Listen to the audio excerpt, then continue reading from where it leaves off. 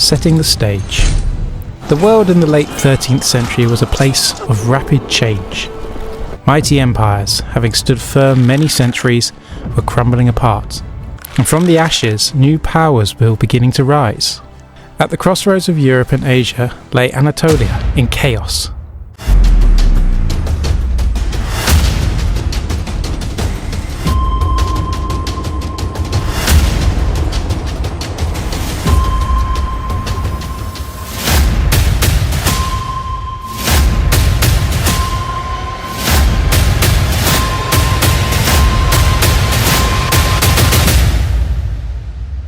The once glorious Byzantine Empire that once ruled much of the Mediterranean had become weak, rent asunder by internal fighting and the aftermath of the Fourth Crusade. However, to the east, the powerful Seljuk Sultanate of Rum, the Turkish state that had ruled large parts of Anatolia, was to face destruction at the hands of the fearsome Mongol invasions.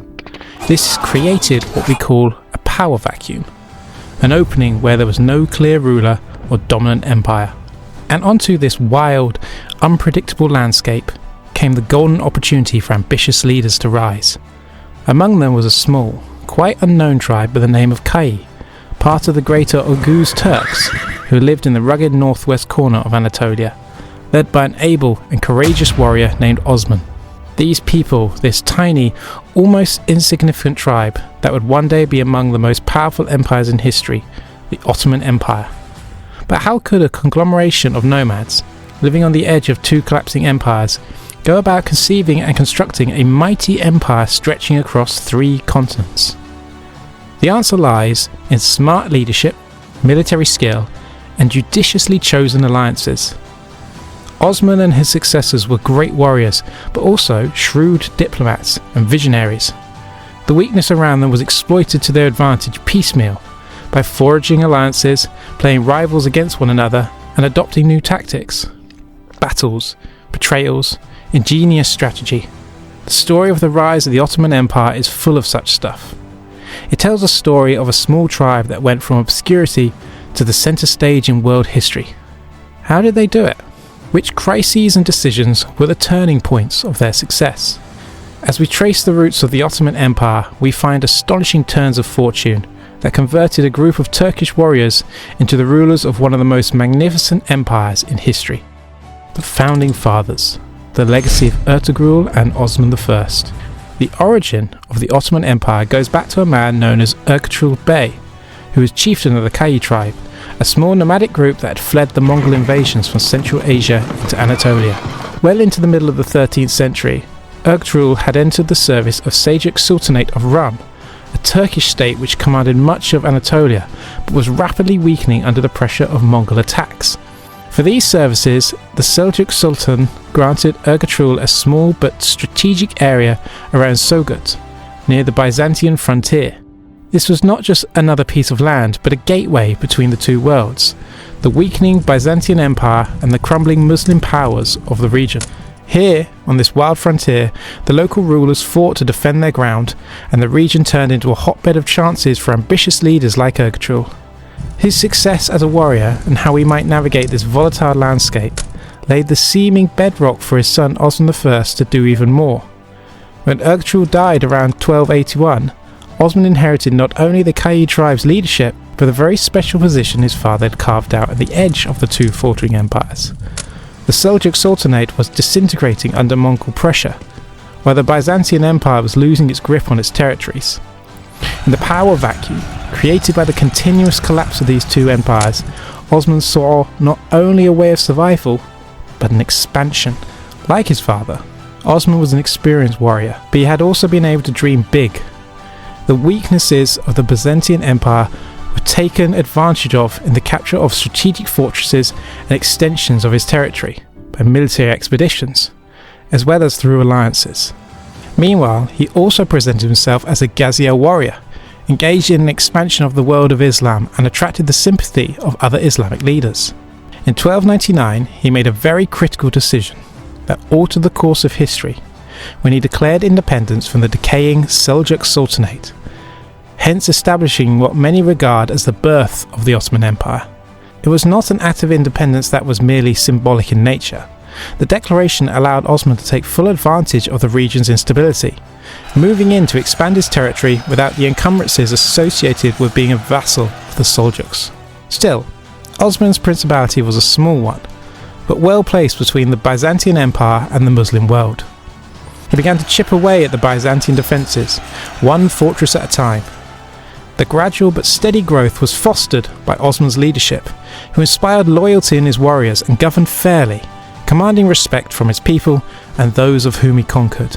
By the time Osman died in 1326, the empire had transformed from what was once a small nomadic tribe into being called the Kayı, a principality.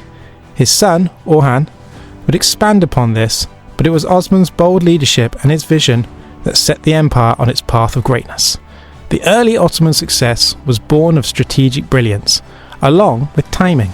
Standing at the crossroads where two empires were collapsing, Osman had used military strength, diplomacy, and smart governance to lay the foundation on which the empire would grow. What started as a small band of Turkish warriors would blossom into one of the most powerful empires in world history. Early expansion. The Ghazi warriors and the fall of Byzantine strongholds. The Ghazi warriors were one of the decisive factors in the rise of the Ottoman Empire. So uniquely combustive was their combination of religious fervour and lust for conquest. These were no common warriors but considered themselves champions of Islam, fighters with the grave duty of spreading their faith into non-Muslim lands. These Ghazi warriors found richly fertile ground for their mission amidst the chaotic frontier lands of Anatolia, where the Byzantine Empire gave every sign of weakening and the Seljuk state was collapsing. To manage such energy at its helm was a leader, Osman. Osman was not a king or emperor, at least not at the start. He was the leader of a small, determined band of warriors, and his early military campaigns were about survival and expansion in equal measure. Large-scale invasions were not launched by Osman and his warriors. Instead, they operated on small, strategic raids, hitting very weak points in Byzantine fortresses and towns. Quick strikes, perhaps to chip at their enemies' defences, while steadily expanding Ottoman control over northwestern Anatolia. Then came raids, one after the other. The Byzantine strongholds fell one by one. Most were taken unexpectedly. With each victory came additional territory, a building of reputation. Osman's small band of warriors began to grow as more and more fighters joined in, along with other resources with every conquest. Osman's rise represented, to the people of the region, a new power issuing from Anatolia, and they would soon be aware that this was not just some passing force, but the birth of much more. One of the most pivoting moments in the early period came with the capture of Bursa in 1326. It was no ordinary town, but an essential Byzantine stronghold and one of strategic prize. However, Osman never saw this conquest because he died before the siege was finished. However, his son Orhan continued what he had started. Orhan led the Ottomans to victory by securing Bursa as the first major city under Ottoman control. The fall of Bursa was a game changer. It was not just another raid or minor victory. Bursa became the first Ottoman capital, the centre of administration, trade and culture. It marked the turning point from a nomadic lifestyle of the warrior-like to the establishment of a state. The new capital of Bursa was much more than a mere trophy, representing the Ottoman Empire's growing strength and ambition. For the very first time in history, the Ottomans had a city to themselves, a place to build from. But not only the military victories set Osman and his successors apart. While most of the great conquerors in history have been quite successful in battles, few have maintained stability in their new territories. Osman was different. He knew how to govern his people. He did not only capture lands, but he made sure his followers were loyal, and those whom he ruled over were part of him. However, Osman allowed a degree of autonomy to the conquered regions instead of ruling with an iron fist. This flexibility would prevent pointless rebellions, ensuring that newly conquered towns and cities would remain loyal to the Ottoman cause. This early administrative success laid the foundation for what would shortly become a vast empire. Osman wasn't just a warrior, but also a leader, cognizant of impersonal relationships. He worked out some scheme whereby loyalty was rewarded, and a considerable degree of autonomy was bestowed on those people who could be trusted. This helped him ensure that as his territories grew, they didn't collapse under their own weight, a problem many expansionist powers have faced throughout history. With Osman having died, his son Orhan continued the work, but the spirit of Ghazi remained right at the very forefront of this expansion. The Ottomans were no longer simply a sort of roaming band of warriors, they were an emerging empire with the spread of Islam and the thirst to conquer. As Orhan secured Bursa, his father's conquest, and further expanding Ottoman control, he was simply following in his father's footsteps, but took it to another level. He continued to attract new followers, solidify alliances, and expand the reach of the empire. Events merely started with the capture of Bursa. From this new capital, the Ottomans would initiate campaigns that would press deeper into Byzantine territory until they had their sights turned on the prize of Constantinople itself. A prize which seemed, at the time, little more than an impossible dream, yet which, one day, would become a reality.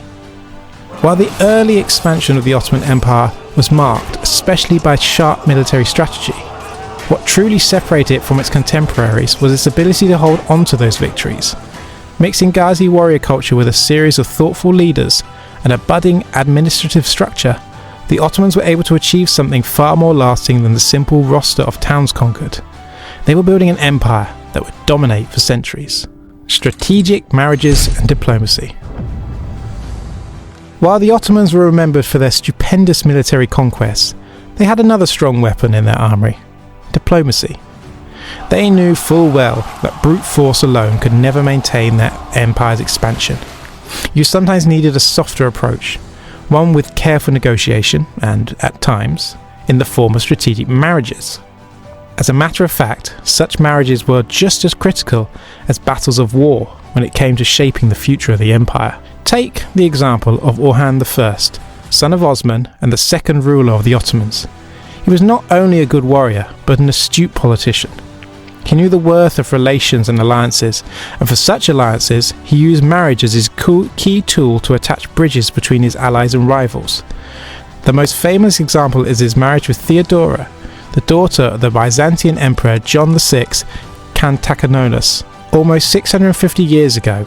Imagine the leaders of the rising Ottoman state marrying into the family of the Byzantine Emperor, an empire that had dominated the region for centuries, but which was now struggling to maintain its former glory. More than anything, this marriage wasn't about love or family. It was about power and strategy. A marriage to Theodora gave Orhan a foothold inside the Byzantine court, opening up avenues of influence and negotiation that might otherwise have been shut to him. The two powers were thus joined in a temporary alliance, one having its final advantage on both sides. To the Byzantines, it was their way of survival in the face of Ottoman expansion. For the Ottomans, it was an opportunity to extend the protectorate without firing a single arrow. This was not merely a one-time strategy either. Throughout their history, the Ottomans were masters of diplomacy, playing the balance between their Muslim neighbours and Christian states. They knew well when the better option was to strike a deal, rather than risk another pricey war.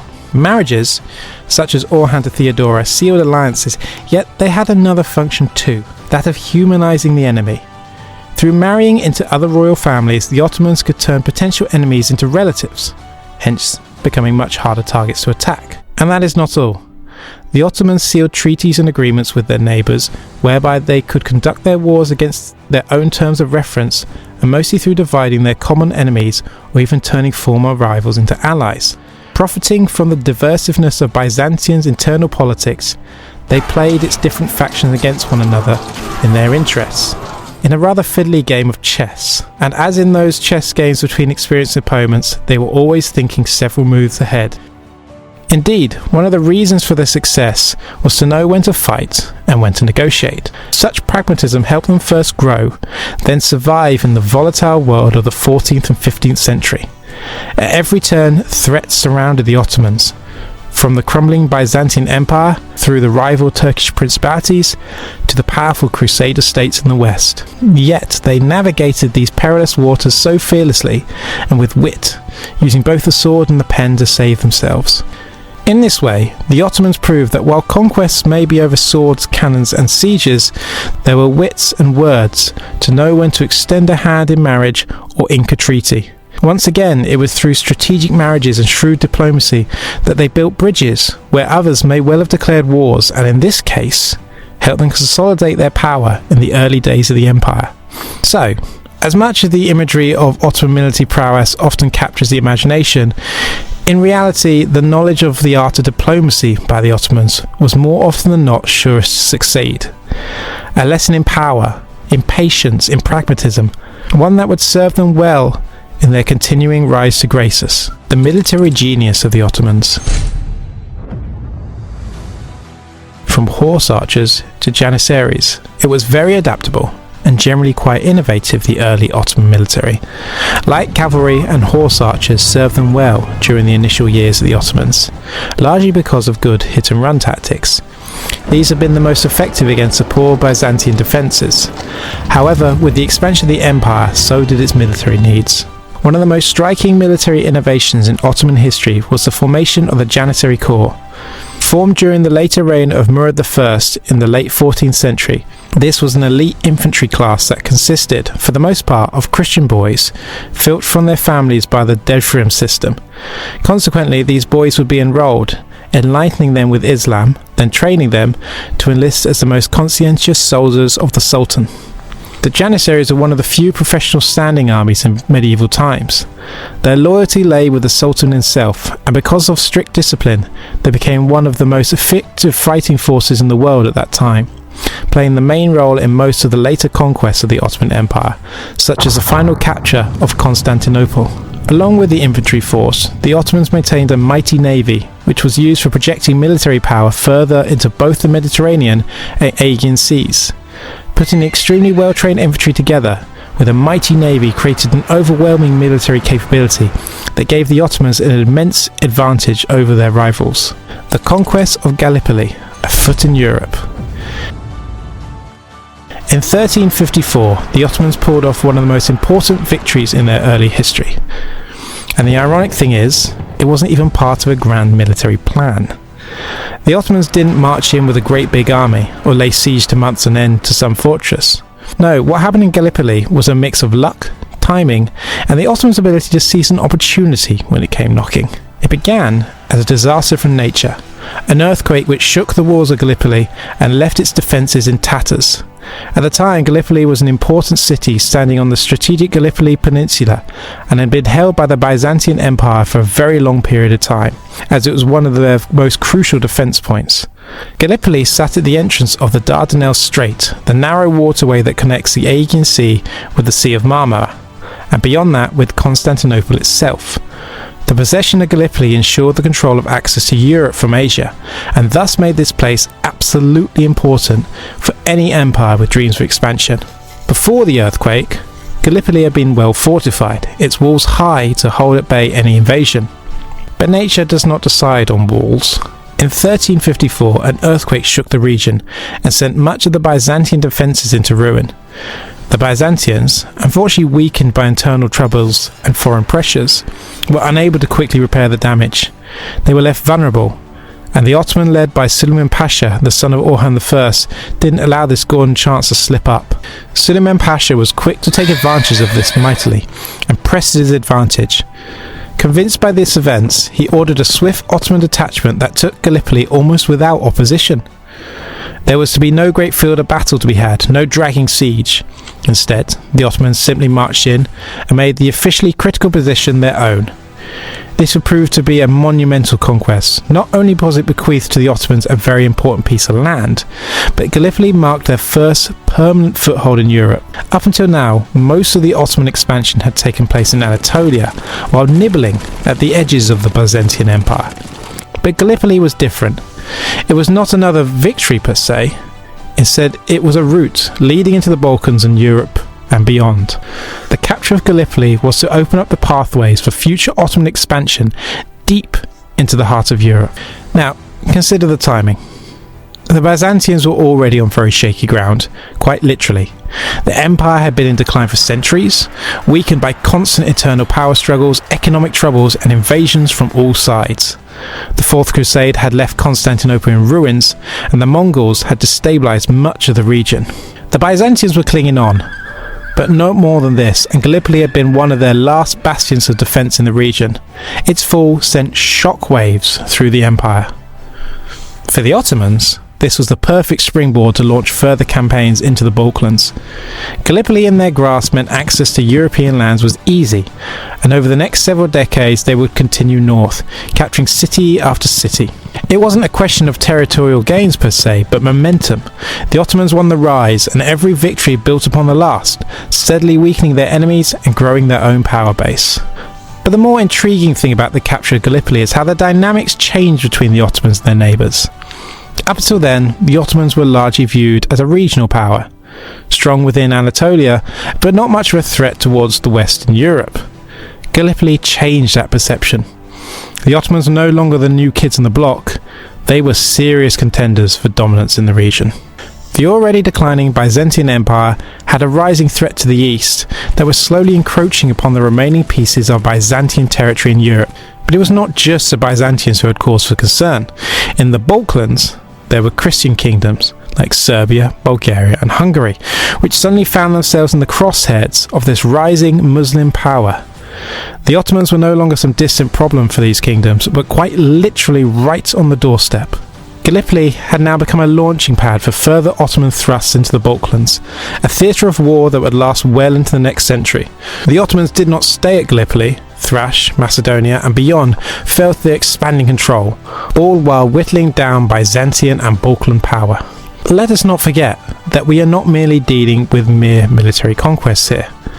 The Ottomans were equally amazingly able in their time to absorb these areas they had conquered, such as Gallipoli. They just simply did not stop at taking the city and leaving it alone without doing anything to it. They thus took it a step further by fortifying it, making it a base of operations and making it integrated into their burgeoning empire. Equally, the diplomacy proved a strong tool in their arsenal, whereby they would make deals with local rulers where it suited them, and would divide their common enemies whenever possible. Taking Gallipoli was also a psychological blow to the Byzantines. Now Constantinople, their capital, was more vulnerable than ever. For centuries the Byzantine Empire had been contracting, and now it was all but surrounded. So long as the Ottomans controlled Gallipoli, Constantinople was cut off from its European allies. The city would last another century, but its fate was effectively sealed in that moment when Gallipoli fell. In many ways, Gallipoli marked the beginning of the end for the Byzantine Empire, and the beginning of something much bigger for the Ottomans. It was a victory that symbolically marked the change in the balance of power in the region, from the old, declining Byzantine state to the rising Ottoman star. From this very moment, the Ottomans were not just more than one little Turkish state, they were a force to be taken seriously in both Europe and Asia. Ottoman Governance, the pillars of state. With the expansion, it became clear that the Ottoman Empire could not be held together by military power alone. What was required was an effective system of government that would bring under one umbrella a multicultural, multi-religious and multi-ethnic population. It was time they introduced a number of pillars of state to help solidify their control and maintain stability. The outstanding feature of the Ottoman administration was its millet system. In the millet system, religious minorities, in particular Christians and Jews, were allowed to apply their own law, with the exemption of marriage, divorce and inheritance. Such communities were granted separate millets, or nations, each with its own leaders who assumed responsibility for collecting its own taxes and keeping order amongst its members. This system allowed the Ottomans to effectively administer their multi-religious empire without resorting to mass conversions, or building widespread bitterness amongst the non-Muslim subjects. Indeed, many Christians and Jews found life under the Ottoman rule more preferable, compared to living under other Christian rule, due to being accorded more religious and legal self-government. Not only did the millet system, but also the Ottomans developed an extremely effective bureaucracy. The empire was divided into provinces, headed respectively by a bey or pasha, appointed by the Sultan himself. Those were governors who were supposed to keep the provinces under control, to collect all sorts of taxes and look after local affairs. Of course, in the Ottoman Empire, the bureaucracy was highly centralised. All major decisions rested in the hands of the Sultan and his retinue of advisors. He was the absolute ruler of the empire himself, but he was advised by a council of ministers known as the Divan. Apart from the Sultan, the head of the Sultan's administration was his chief advisor. Generally, the Grand Vizier held a great deal of power in the empire. The Sultans, in turn, were able to keep track of their officials and ensure loyalty across the empire with the help of large networks of spies and informants. Legally, the Ottomans followed Sharia, as obtained from Islamic law, though even within the Sharia there is a place for customary laws and practices that are peculiar to the people. This flexibility allowed the Ottomans to govern diverse populations while maintaining a sense of justice and fairness. The Siege of Constantinople, the long-term dream. One of the most ambitious projects undertaken by early Ottoman rulers was the capture of Constantinople, the capital of the Byzantine Empire. This was somewhat deeply ingrained in strategy and symbolism. Constantinople stood at the gateway between Europe and Asia, commanding vital trade routes, as well as being the most powerful symbol of Christian dominance in the region. The fall of Constantinople would solidify Ottoman control over the Balkans and Anatolia, but also mean quite a monumental victory to the Muslim world. But the Byzantine capital was a formidable fortress. For centuries it had withstood numerous sieges, including those of the Arabs and Bulgarians. Several early Ottoman rulers, including Bayezid I and Murad II, fought to capture the city but ultimately were not successful. Bayezid even laid legendary siege to Constantinople in 1394, but his efforts were indeed frustrated by the intervention of the Mongol leader Tamerlane, who defeated Bayezid in the Battle of Ankara in 1402. These defeats did not convince the Ottomans to abandon their goal of finally capturing the city. Over time they nibbled at the Byzantine territories and gradually started to close the circle around Constantinople, cutting it off from the outside world. In 1451, by the time Mehmed II came to the throne, it was a shadow of its former self. The reduced Byzantine Empire was little more than its last major stronghold, Constantinople. Determined to succeed where his predecessors had failed, the final siege of Constantinople was undertaken by Mehmed II, later Mehmed the Conqueror, in 1453, using an innovative combination of tactics, entailing breaching city walls with massive cannons. The city would give in after a horrific 2-month-long siege on May the 29th, 1453.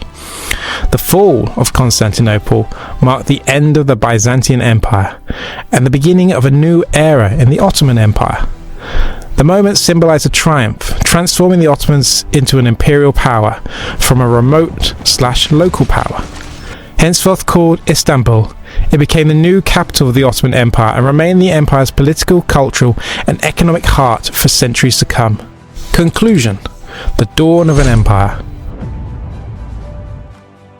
The rise of the Ottoman Empire was thus not just an event or the achievement of any single man. It was a string of factors falling into place over time. From the leadership of Ertugrul and Osman I, through the military innovations under Janissaries to the diplomatic strategies early Ottoman rulers employed, the successes posted by this empire were built on a platform of resilience, adaptability and ambition. Since the beginning of the 15th century, the Ottomans had grown into prominence as an influential force both in Anatolia and throughout the Balkans. The fall of Constantinople in 1453 secured a place amongst the most powerful empires in the world for the Ottomans. It was the ability of the empire to integrate various peoples with different religions under its administration that allowed the empire to exist for so many centuries despite all the challenges from outside and within. Of course, this is the story of the rise of the Ottoman Empire, all about conquests, diplomacy and statesman-like politics. It is also one of vision. Osman's dream of an empire across the continents was turned into a world power by his successors in the Ottoman state. All that was but the beginning of the Ottoman epic. The next few centuries saw only an extension of their kingdom, reaching its apogee during the reign of leaders like Suleiman the Magnificent. Yet, these seeds were sown during these early years where hundreds of Turkish warriors set out to carve their destiny amongst the frontiers of Anatolia. Watch the next video in the series as we travel back in time, learning more about some of the great triumphs and challenges of Ottoman Empire history.